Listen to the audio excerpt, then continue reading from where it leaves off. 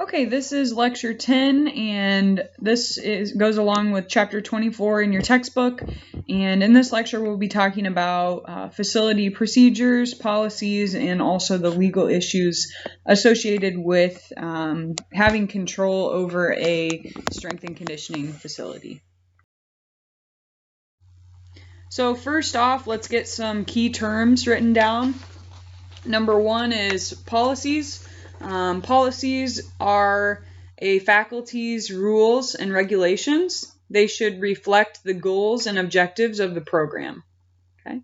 So again, policies are a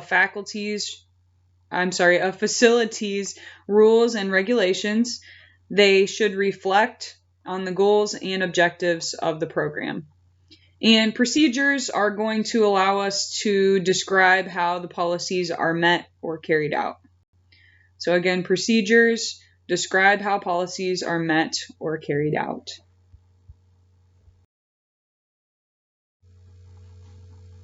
So any strength and conditioning program should have a mission statement and also some generalized program goals. Suggested criteria for an effective mission statement include the mission statement should be short and sharply focused. It should be clear and easy to understand, so not a lot of fancy jargon or complicated sentences. It should be straightforward and to the point. It should define why the organization exists. Does not prescribe means. Is broad in its scope. So again, in terms of program goals, you have to consider the different goals of the various teams and populations you might be working with. For example, when wrestlers are in season, they're not necessarily interested in gaining muscle mass and gaining weight, whereas football players might be really concerned with that during their off season. So it's important for us to keep our goals pretty general in nature, so maybe something along the lines of help the athlete to be the best that he or she can be, or something along those lines. And we'll talk about some more examples of those coming up. But again, key message here is to keep it broad in its scope. Our mission statement should also provide us direction for upholding the code of ethics. It should address and match the organization's scope of practice as well. So again, the mission statement for the Loras College Strength and Conditioning program should be not only aligned with Loras College athletics code of ethics or mission statement, but it should also be in line with Loras College's code of ethics and mission as well. So we want to make sure that we don't have any type of contradictions amongst these programs that are going to be so closely interrelated. It should also inspire commitment from our athletes and also show commitment from our strength and conditioning coaches as well. So commitment on both ends in terms of reaching our program goals.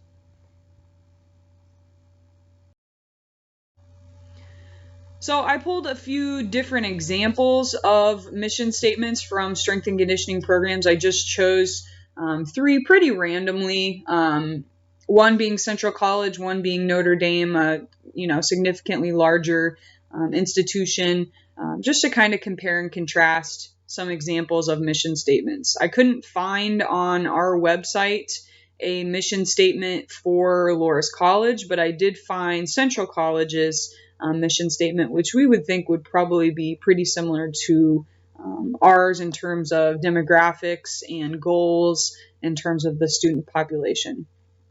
But here's a general example that was given in the textbook. We want to provide athletes the means by which they can train consistently, sensibly, and systematically over designed periods of time in a safe, clean, and professional environment to help prevent injury and also improve athletic performance. So again, a fairly generalized statement that we could apply to wrestlers and softball players and gymnasts and our high jumpers. So we can really apply this to a broad range of athletes. We want all of them to prevent injury, and we want all of them to improve athletic performance. That can mean various things depending on what particular sport we are talking about. And even within that sport the different positions. So again, the goals of a wide receiver are going to be pretty different from the goals of our linebackers. So here is a strength and conditioning mission statement from the Clemson Tigers that I found on their website. So the major goal of Tiger Strength, Speed, and Conditioning Program is to provide to our competitive athletes the means by which they develop attitude, work ethic, mental toughness, discipline, and pride in self and total program. So again, a very broad statement in terms of application to all types of athletes, regardless of really any type of demographic.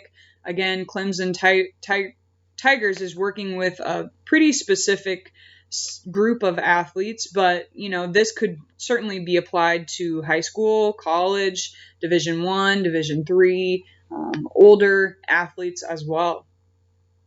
Athletes will train consistently, sensibly, and systematically over a designated and designed period of time in a safe, clean, and professional environment to prevent injuries and enhance performance. Does that sound familiar? That is directly from the strength and conditioning guidelines. So they took, a specific portion of that and really just copy and pasted it into their mission, which is fine. We'll see a lot of those commonalities as we look at a variety of different college mission statements.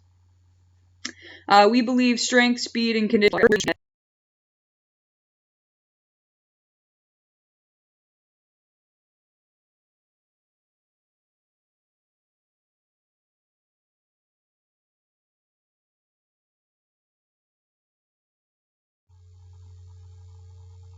Okay, so here we're looking at the University of Notre Dame. Again, I tried to choose 3 institutions that were pretty different in nature, and therefore we can kind of compare and contrast each of them.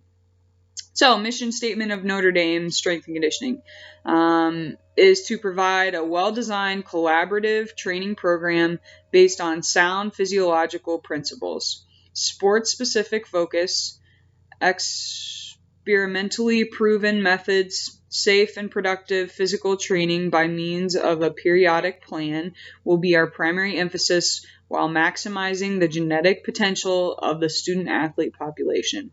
So this sentence is pretty sciencey in nature.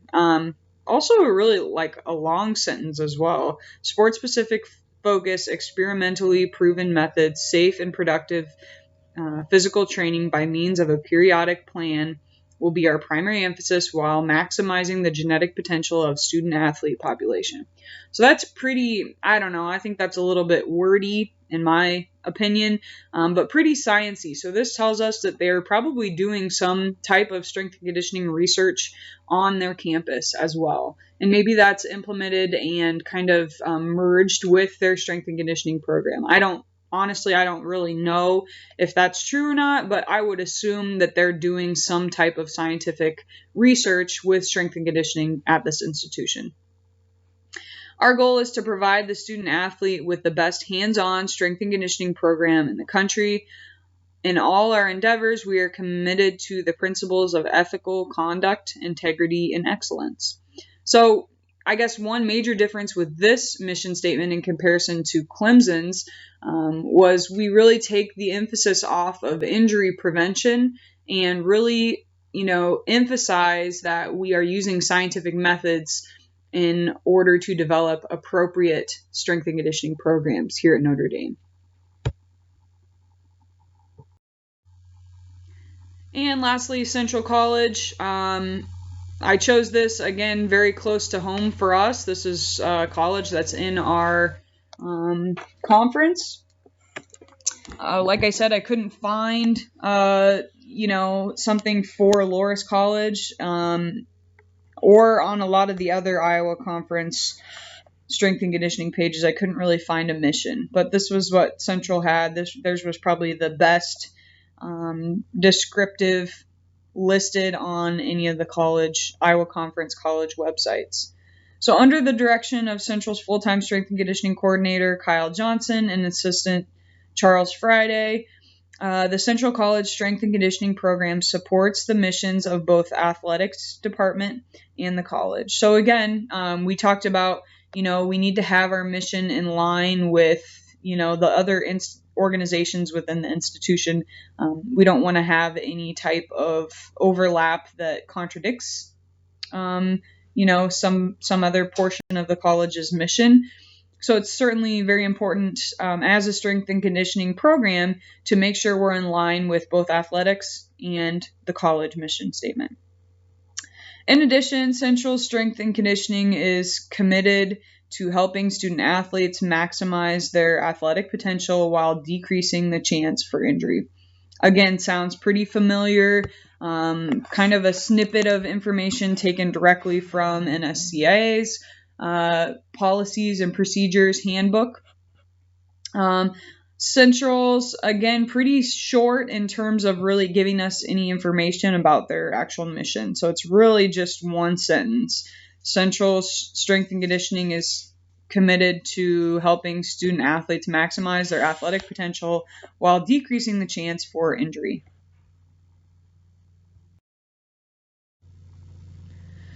So again, kind of key point here, a mission statement is an organization's statement of purpose and provides the strength and conditioning program with focus and direction.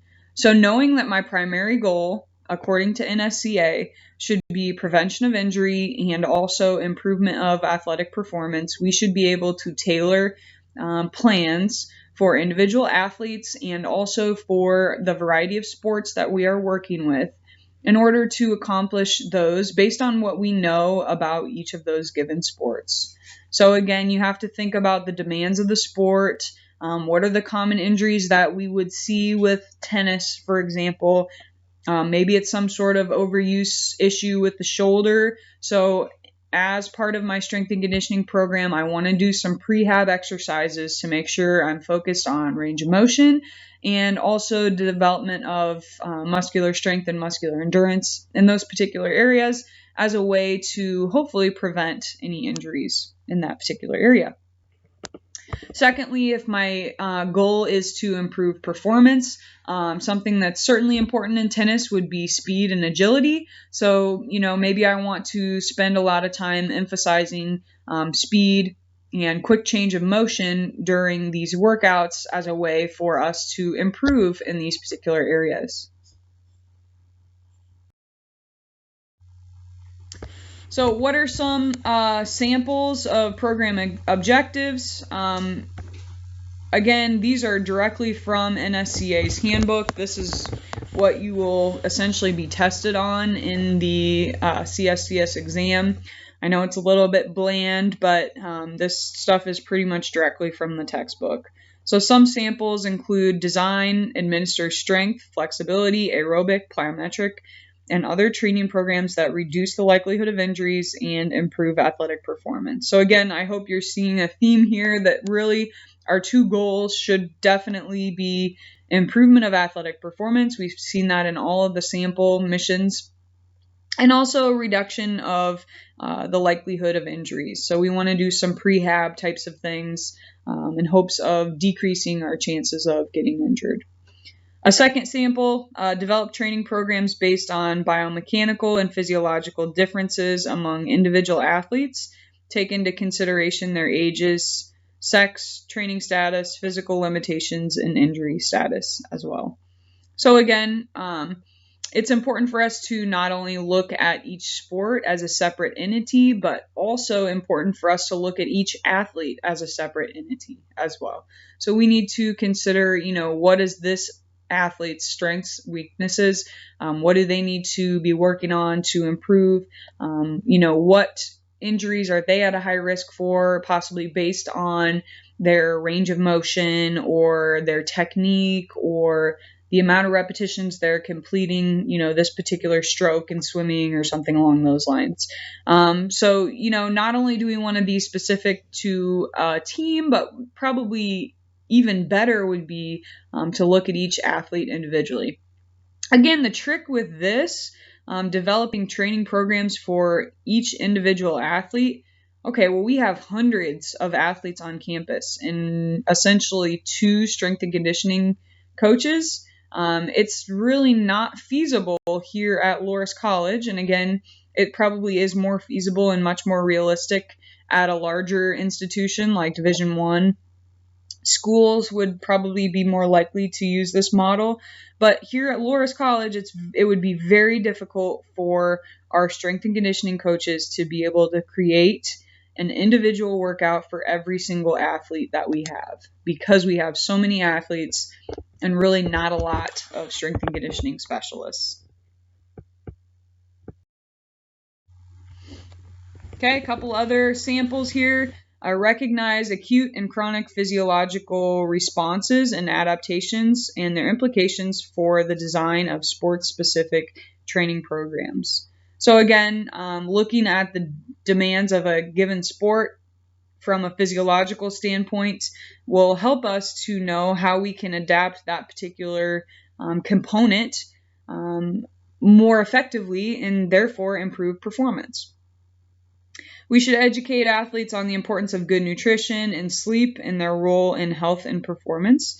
I would say this is pretty secondary. It's certainly a great idea as a strength and conditioning coach to, emphasize the importance of good nutrition and sleep to our athletes. But that's not our primary goal as a strength and conditioning specialist. Our primary goal is to help that athlete get bigger, faster, stronger, or whatever it is that's going to help them to maximize their performance. We should also consider educating athletes about the effects of performance-enhancing substances and their abuse if it's relevant to the school policy and also legislation as well. So in our case, our legislation would be NCAA. That's probably who we're primarily concerned with as college athletes. Is this allowed within the NCAA guidelines? So as a strength and conditioning specialist, you need to know these things. You need to know what is a banned substance, what can you have, what can't you have, because you will get asked those types of things. If this pre-workout is okay, if this, recovery substance is okay, can I use creatine? How much can I use? And so on. So it's certainly important as a strength and conditioning specialist to educate yourself on performance-enhancing substances and supplements and that sort of thing, because you will get asked a lot of questions about those particular types of things.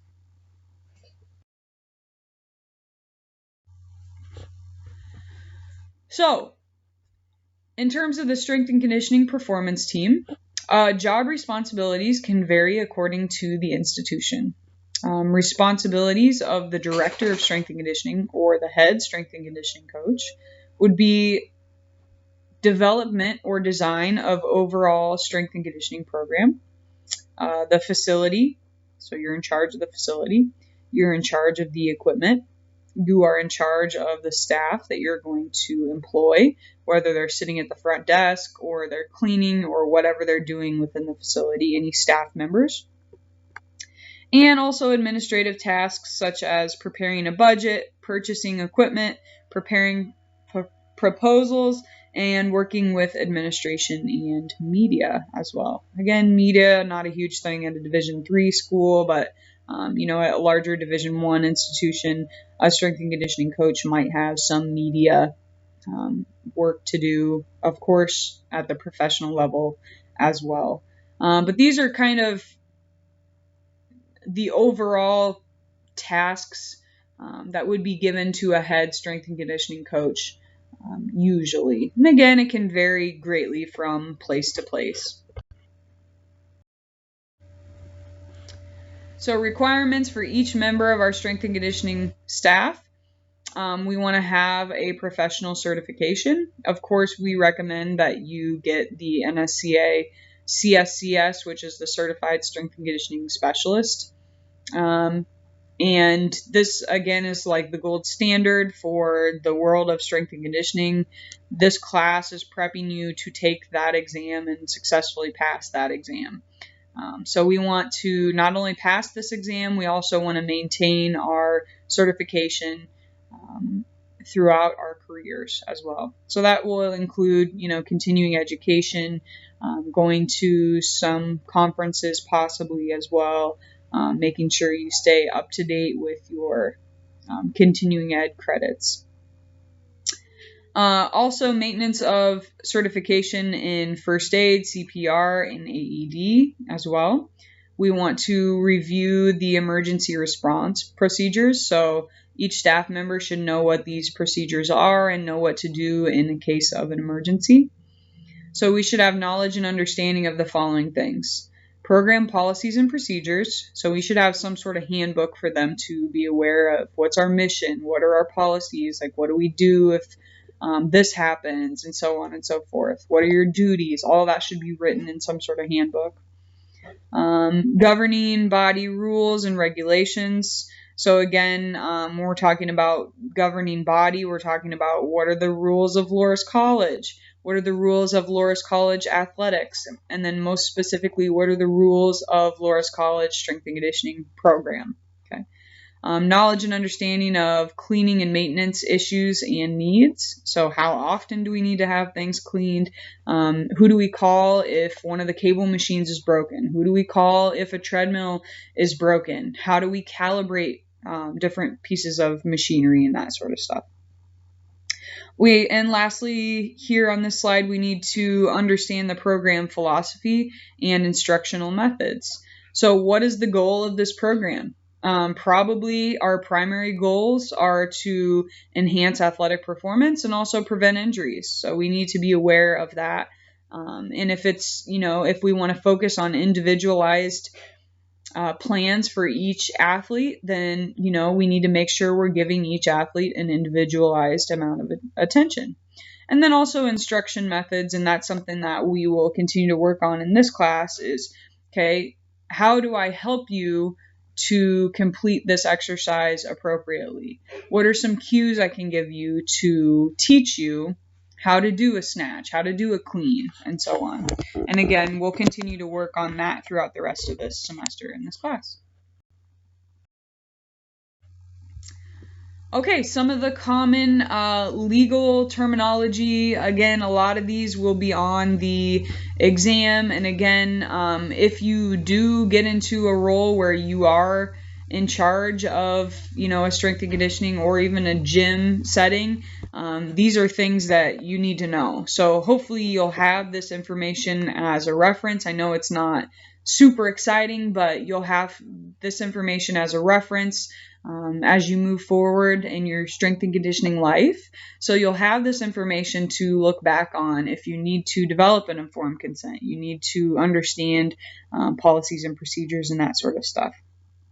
So, informed consent. So informed consent is the process by which a procedure or activity is described to a participant with an explanation of inherent risks and benefits involved, allowing the individual to determine if he or she desires to participate. Okay. An informed consent form really protects you as a coach or as a researcher. It allows you to have your subject or your athlete in this particular situation sign that they know what they're getting into. They know what the risks are of doing this program, but they also know what the benefits are as well. Anytime you join a gym or probably even visit a gym, they should have you fill out an informed consent form so that you know what the risks are with exercising in their particular facility. So that takes the liability off of them. So liability is a legal responsibility, duty, or obligation. By virtue of their employment, strength and conditioning professionals have a duty to the athletes they serve, not only to act when an athletic injury occurs, but also in a way to prevent injury as well. Okay. So liability, again, is our legal responsibility, duty, or obligation. Okay. We don't want to be liable, basically. From a legal standpoint, we do not want liability. So by having our athletes sign an informed consent form, They know what they're getting into, so therefore you are not liable for their injuries, for their issues, and that sort of thing.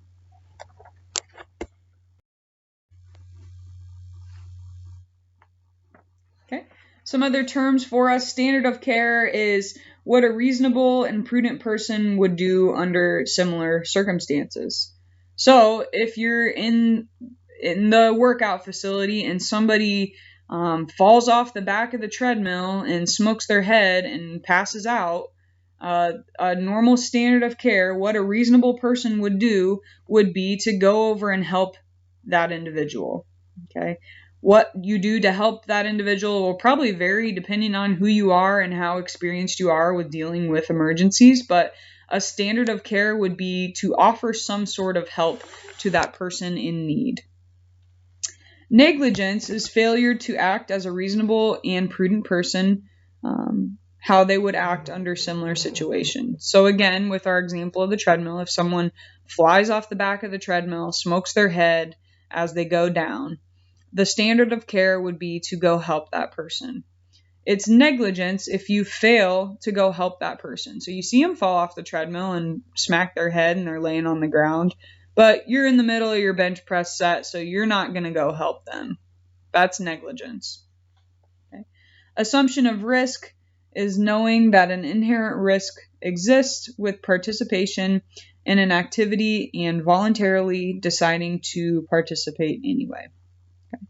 Assumption of risk, there's risk with everything. You have a risk of injury walking from your dorm room to the bathroom. You have a risk. Okay. Assumption of risk allows us to admit that, yeah, we know that there's a risk of playing soccer, but we're deciding to participate even knowing that we have that risk that we might actually get injured. Okay. Pre-participation screening and medical clearance.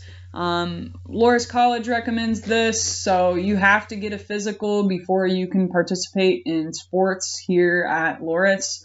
I don't know if I think everyone should have a medical clearance to, really come to college at all. If they're going to be using our athletic facilities, the AWC, any of that equipment, even if they're not an athlete, we should probably have some medical clearance and a pre-participation screening done. And I don't know if that is required or not at Loras. I would probably guess it's not, but I don't know that for sure. But Standard 1.1 requires participants to undergo healthcare provider screening and clearance prior to participation. Again, this is recommended for all college athletes. We do this at the high school level as well. If you're going to play a sport, you need to get a physical prior to participating in that sport every year in order for you to be cleared to participate in that particular activity. As a strength and conditioning professional, we don't need an actual copy of the physical exam, but we do need to know that they are cleared medically to participate. So we don't need to see all their details. We don't need to know their weight, their blood pressure, their cholesterol, any of those types of things. But we do need verification that they are cleared to participate in a given sport or within the AWC. I don't know if Loras College has anything like that. If the strength and conditioning professional is aware of whether an athlete is cleared or not. But again, that would probably be the best thing to do, would be to make sure that everyone's on the same page in terms of which athletes are cleared to participate.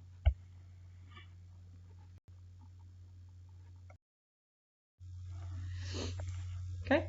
Who should be allowed to use the strength and conditioning facility at an institution? Again, this can vary depending on the institution. A lot of Division I schools, only the athletes are allowed to use this particular strength and conditioning facility. At Loras College, any individual who is enrolled at Loras College or works at Loras College is eligible to utilize our facilities.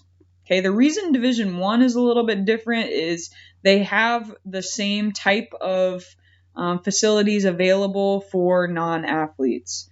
So athletes are not necessarily given preference. They just have their own separate equipment or their own separate facility that they can utilize, whereas, the other just general students can use a similar facility that's separate. Again, at Loras, we don't really have a separate facility, so therefore we allow all individuals to use the facility that we have. NSCA, this is an ideal world. Okay, so full or part-time student athletes participating in an athletic department sponsored sport. So that doesn't include club sports either. Again, a lot of Division I schools have pretty big club sports, and they're not necessarily allowed to use the strength and conditioning facility without the approval of the athletic director or the head strength and conditioning coach. Newly incoming and transfer student athletes who have confirmation of team status as designated by the head sports coach. Students in exercise-related classes. So again, here at Loras, we have the fitness assessment and prescription class, and those students that take personal fitness will use that facility. Also, the faculty that volunteer to be personal trained will use the facility as well. So, that would be probably similar at other institutions as well. Athletic department coaches and administrative staff, sports medicine departmental staff as well, individuals and groups approved by athletic director or director of strength and conditioning. Again, I would say it's variant depending on where you are. So at Springfield College, which is a huge school for athletics, PE, exercise physiology, strength and conditioning. We had a beautiful strength and conditioning facility that was only for athletes. And then the strength and conditioning master's students could also use it. But they did have a club you could join. So if you were a non-athlete, you could join this club and utilize the facility, during designated hours if you were in this particular club. And again, that was approved by the athletic director and the strength and conditioning head coach as well.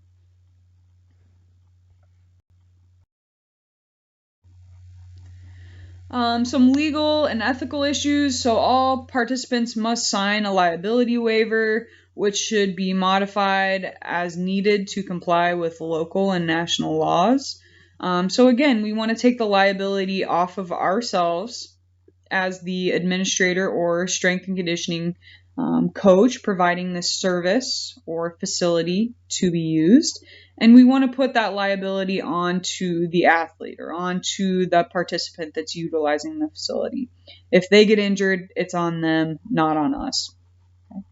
We should also focus on reducing liability for on-premise injuries during the use of the facility. This is critical in any risk management strategy. So again, one of our primary jobs as strength and conditioning coaches is to minimize the risk of injury. And we also want to minimize the risk of injury within our facility as well. So we do not want people dropping dumbbells on their feet. We do not want people doing exercises without a spotter when they need a spotter. So again, we want to minimize the risk of injury in some of these ways as well. Okay. Record keeping. So records that should be kept on file. Cleaning and maintenance. So there should be some sort of cleaning schedule or routine, and we need to have that on our file. Also maintenance information. So treadmill 7 was fixed on September 13th. This is what was wrong with it. Okay, so if we continue to have problems with treadmill number 7, we can either call the company and say, hey, look, this, and this has happened, and we have it all recorded. That would probably be grounds for them to possibly give us a new treadmill or something like that. But we need to have all that information recorded and documented so that we can use that information in the future. Also, our safety procedures should be on file. Again, any worker that works in our strength and conditioning facility should be aware of our safety procedures, as well as the athletes. Manufacturers, warranties, and guidelines. So again, if we notice that treadmill number 7, the belt is doing something funky, well, let's look back at the manufacturer warranty. Okay, so it was a warranted item for 2 years and it started whacking out 1 year in. So, okay, well, we're going to call the manufacturer and see if we can't get a free treadmill out of the deal. Assumption of risk or other informed consent forms. So again, anyone that uses our facility should have signed an informed consent form.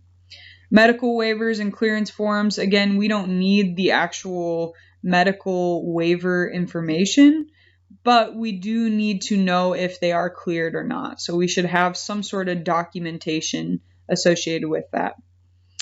Personnel credentials. So, we would like to have those strength and conditioning CSCS certifications hanging on the walls. That would be awesome. If the strength and conditioning coach has an office, they probably want to have their college credentials posted as well, or any other type of credentials that we might have. Also professional guidelines and recommendations and injury report forms as well. Again, the emphasis here is documentation is going to help to protect us from a legal standpoint. Okay, liability insurance, a contractual promise by which the insurer promises to defend the insured up to the defined limits of liability from certain defined liability risks at the insurer's cost in exchange for payment of a premium. Okay. So liability insurance, again, is going to protect us if someone does get injured and they do want to sue us. This is going to protect us from, really losing anything in the ordeal, hopefully, if you have good liability insurance. A strength and conditioning professional should consult the HR person, a legal consultant, or professional organization such as the NSCA in terms of what the recommendations are for liability insurance. Again, probably not something that you'll be tested on in the CSCS, but it is, information that will be useful for you if you are in charge of a strength and conditioning facility. Okay, product liability, the use of equipment only for the purpose intended by the manufacturer. Be certain that the equipment meets existing professional standards and guidelines. Buy only from reputable manufacturers, so don't buy cheap stuff when you're not familiar with the company and you don't, have anything to go off of. You're just going off of the price. It'd be better to get something that's a little more well-known and more reputable. Don't modify the equipment unless such adaptations are clearly designated and instructions for doing so are included in the product information. So only use that piece of equipment for what it's supposed to do. Don't try and use it for something else. So follow the, instructions that are given from that particular manufacturer. If you don't, then you are liable. If you get injured using their equipment in the wrong way, they're not going to help you out at all. They're just going to say like, oh, well, you weren't using the equipment right, so that's why you got injured. Apply all warning labels that accompany new equipment. Continually inspect equipment for damage and where they may place an athlete at risk for injury. Do not allow unsupervised athletes to use any equipment. Discipline. So what if you have some athletes that are not following your procedures or protocols? They are not following the rules. You should have some sort of penalty system written as part of the policies. Again, if it's not written down, they might say that you're being discriminative or, you're being unfair or whatever. If it's written as part of the policies, then you're protected. All you have to say is, no, this is our policy. I'm sorry, you broke the rule. And on your second offense, this is what happens. And you show them the documentation that supports that. So again, this is going to protect you as the strength and conditioning manager or coach. So here's an example, again, given in the textbook in terms of a penalty system. So first offense, a verbal warning by a staff member, an explanation of the nature and importance of the rule or guideline that was broken. So not really a big deal, but it should be documented so that we know when they're getting their second offense. So second offense, you are dismissed from the facility for 1 day, documentation of the offense by the staff member, correspondence with the athlete sports coach. Third offense, will dismiss you from the facility for 1 week, documentation by the staff member, and of course, correspondence with the coach. Fourth offense, dismissal from the facility for the remainder of the year. Documentation, also correspondence with the coach and the athletic director. And fifth offense, permanent dismissal from the facility, documentation, correspondence with sports coach and athletic director. Again, these are just standard examples that are given from the textbook. What about supplements, ergogenic aids, banned substances? Again, it's your duty, I think, as a strength and conditioning coach to be educated on what substances are banned. What do you recommend for your athletes? Because you're going to get asked those types of questions.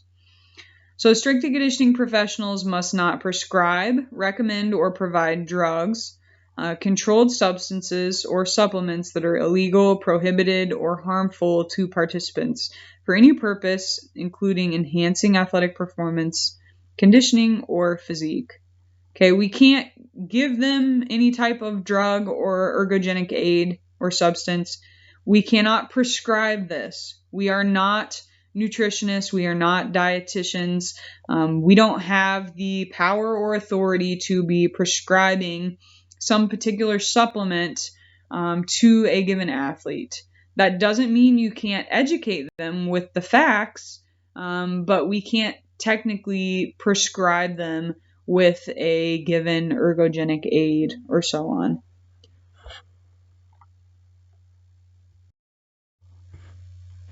Okay, reporting and documentation, additional records that should be developed and maintained. Again, like we talked about, personnel credentials, professional standards and guidelines, policies and procedures for operation and safety. So we should also include a written emergency plan. Equipment user manuals provided by the manufacturer. Again, these should all be on file. And then equipment and facility maintenance. Reporting and documentation. So continuing on here. So we have pre-participation medical clearance. So again, we don't need the actual medical form, but we do need to know that they are cleared. Return to participation clearance. So athletic trainers, when you say somebody is ready to participate in strength and conditioning, we need to have that on file. We need that documented.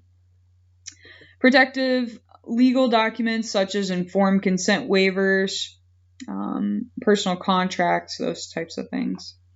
Training logs, evaluation entries, instruction notes, etc.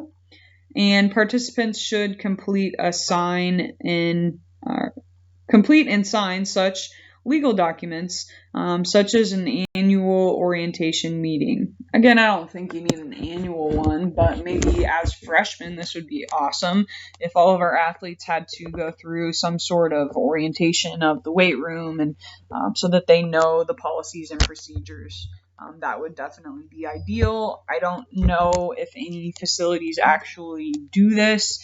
I think if you join a gym, a lot of times they'll do some sort of orientation for you there. But in terms of like a strength and conditioning facility, I don't know of any facilities that do that. And I don't know if Loras does anything like that for freshmen or not. But it would be a good idea and probably help with adherence to policies and procedures. Although I don't think, people are violating these on a regular basis. Okay. Code of ethics. So strength and conditioning professionals should be familiar with a few different codes of ethics. So the NSCA Code of Ethics, I actually posted the PDF of that. I'm not going to test you on specific information from that PDF document, but it's good for you to have if you are going into strength and conditioning. It would be a good thing for you to look over so you have a general understanding of what it includes. Also, the institutional code of ethics and also student athlete code of conduct information. So strength and conditioning professionals should be familiar with that. Athlete welfare is our primary focus. So we're concerned with our athletes improving performance and also preventing injury. So they are our main focus. Okay. In terms of supervision within strength and conditioning, we should always have someone there. So, we need supervision in the weight room at all times. That's not because we don't know what we're doing as athletes. It's just in case of emergency. If something happens and nobody's there to see it, and you pass out and smack your head on the rack or something like that, and nobody's there to help you, the strength and conditioning facility or coach or whatever is responsible for you. Okay, so we always need somebody there. Be active and hands-on. So if you are a strength and conditioning coach, don't just sit in your office. You should be out coaching your athletes, helping them in any way that they might need help. Be careful, be prepared, be qualified. So know what you're talking about. And if you're not familiar with the sport that you are assigned to as a coach, guess what? Do some research and find out, what are important aspects of this sport. Get to know it so you can help those athletes the best you can. So you can help yourself to become more qualified. Don't just give them the same workout as the football team because that's what you're familiar with. Inform participants of safety and emergency procedures. Know the participant's health status. So if you have someone who has a particular condition, you need to be aware of it. Also want to monitor and enforce the rules and regulations, and also monitor the environment as well.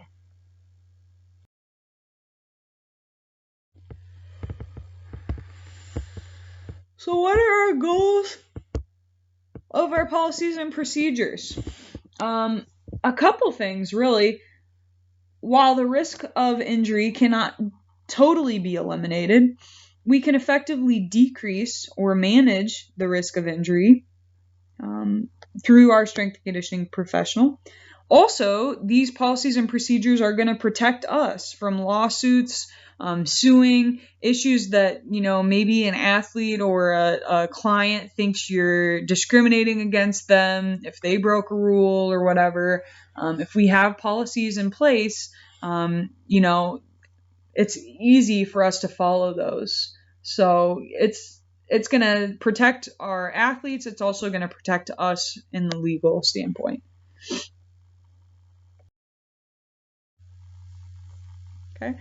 In terms of program design, this should be overseen at least by the director of the strength and conditioning program or the head strength and conditioning coach. They should also monitor all performance training programs, including the conditioning. Again, this isn't always feasible if you've got a large number of athletes and a small number of strength and conditioning specialists. It's hard for them to probably do everything because of some overlap, but they should at least oversee, all the sports strength and conditioning programs. A copy of all programs designed by staff, so the list of exercises to be performed, should be reviewed and on file in the director's office before a team begins their program. So it's important to be organized as a strength and conditioning coach. Don't just wait until you got a team in there and then just make it up as you go. Not really a whole lot of thought in terms of program design if that's the case. So it's in my opinion, very important to be organized and diligent about your training. You want it to be as effective as possible in terms of utilizing your time. So it should be planned. So we want to have all that information in those programs ready to go for our student athletes before they arrive. Workout sheets or workout cards. This process or this, particular piece of information is different for each strength and conditioning program. Everybody likes to organize it in different ways, and that's great. That's one of the nice things about being a head coach is you get to decide how to organize information. Again, I want to emphasize that strength and conditioning activities should be prearranged. So athletes must have an approved workout sheet when they're training.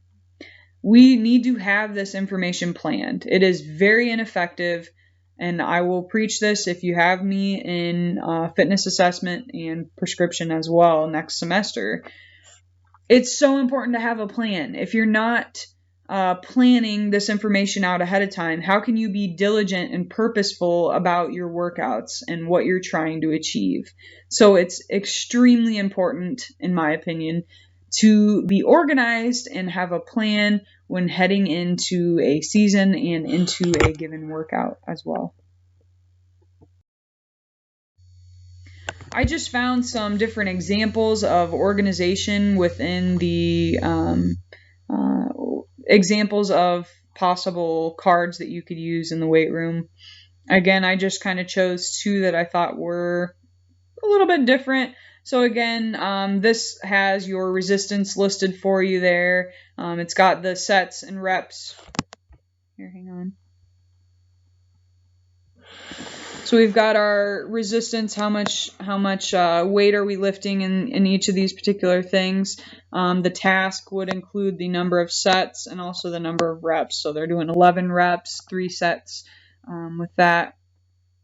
They've got the incline listed for each of these as well. So if you're doing, something on a bench, this tells you how to set up the bench to do the exercise appropriately.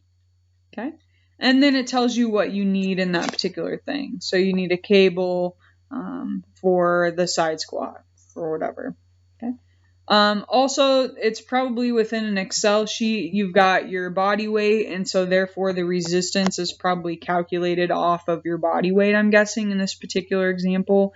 There's a lot of different ways in which you can calculate what weight an individual should be utilizing with each lift, and we'll get into more details associated with that when we get into our program design section. I love this. This is very organized to me. I like this because it gives you the weight exactly. I just love the organization of this. I'm big into organization, so I enjoy this.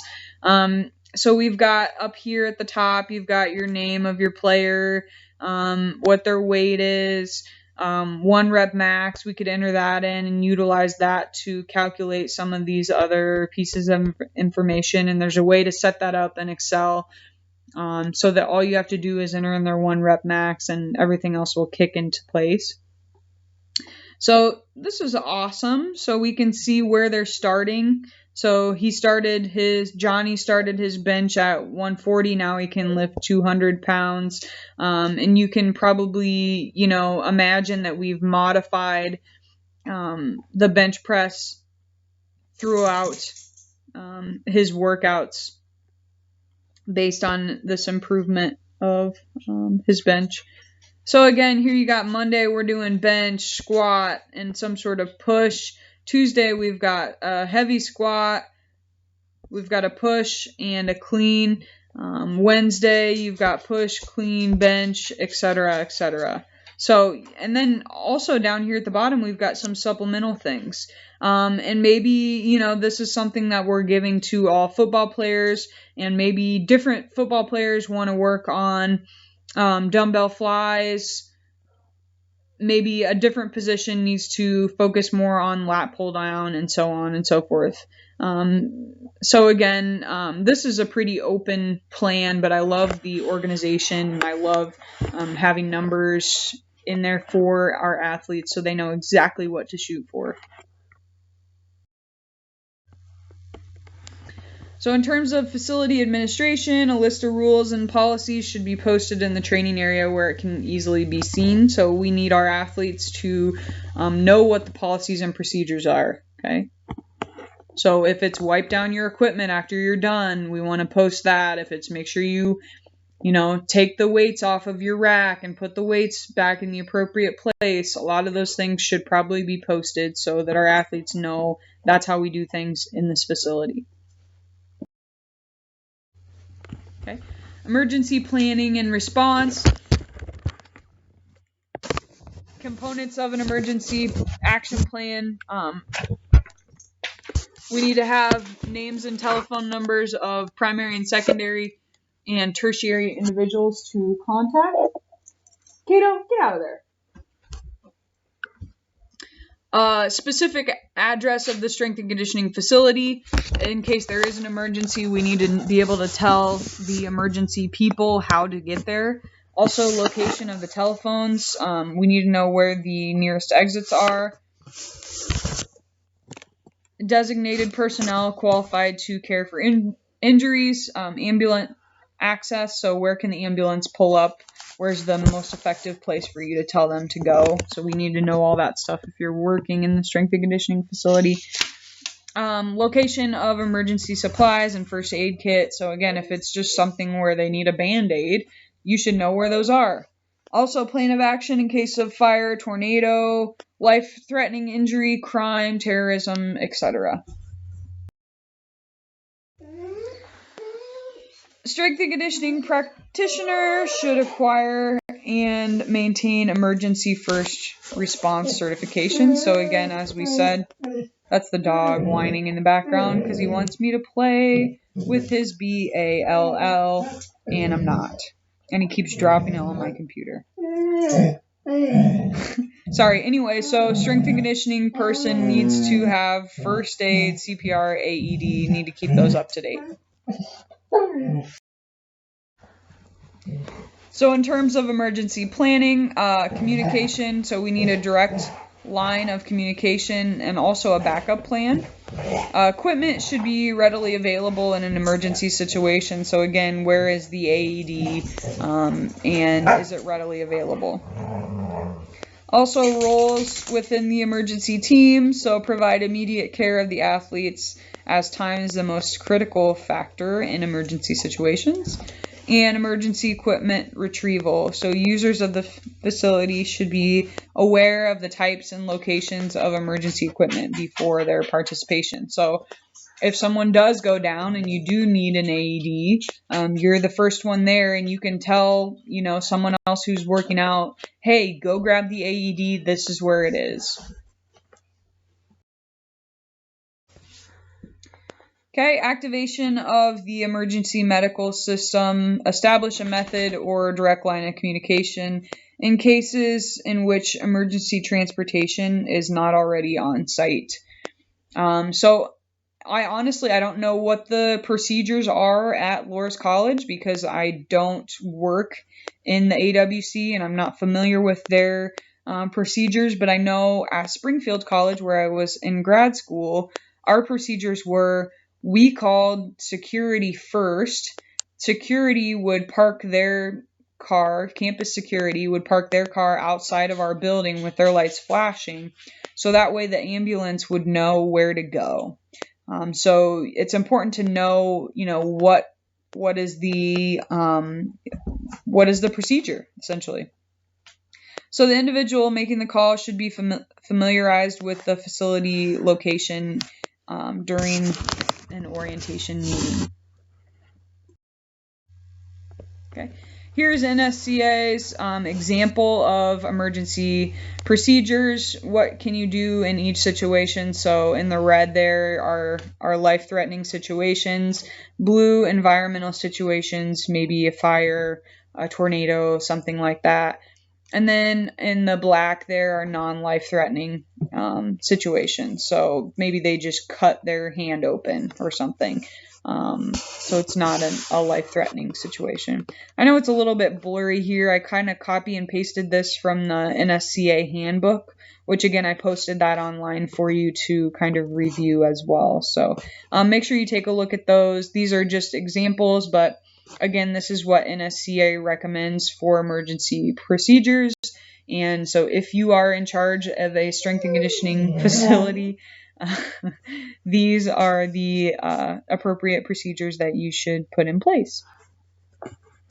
All right, so this is the end of this lecture. Don't forget, once we get back from fall break, you have an exam over these last 2 online lectures, so number 9 and 10. So that exam will be on Thursday, October 20th. Okay, so it's an exam over these 2 online lectures. It's pretty short. It's only 35 points final grade. Again, this stuff is on the CSCS. It's not a huge portion of that. But after we finish our exam on Thursday the 20th, we will continue on working on some exercise technique things. So we're going to hopefully get into other exercise modalities and also into some more advanced exercises such as like snatch and clean and those types of things. So I hope you have a great day, and let me know if you have any questions on either of these lectures. I will be posting a study guide for you probably by Friday, October 14th. So you should have plenty of time. Friday, October 14th, or possibly Saturday the 15th, depending on how much I get done. So you should have plenty of time to study for that. And again, it's not a huge test, but I'll give you the information so you can study appropriately.